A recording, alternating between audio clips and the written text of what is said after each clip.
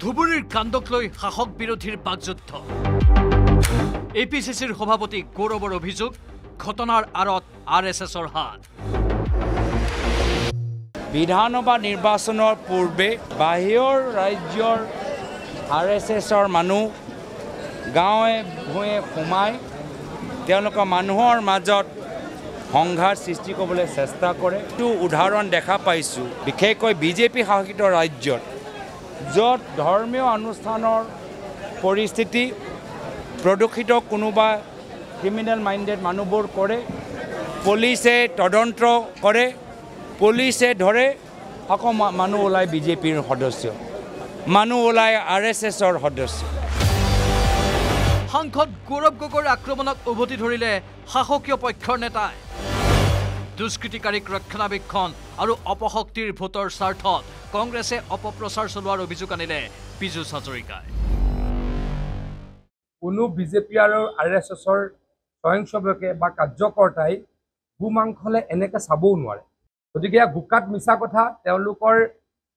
যিসকল ভোটাৰ তেওঁলোকৰ ভোটাৰসকলক সুৰক্ষিত কৰিবলৈ যোনে এই বৰ্বৰ কামবিলাক কৰে যোনে বেয়া কামবিলাক কৰে তেওঁলোকক সুৰক্ষা দিবলৈ এইটো এটা আচলতে অপপ্ৰচাৰ চলাইছে প্ৰদেশ কংগ্ৰেছৰ সভাপতিৰ বিৰুদ্ধে থিয় হ'ল ৰাজ্যিক বিজেপিৰ সভাপতিও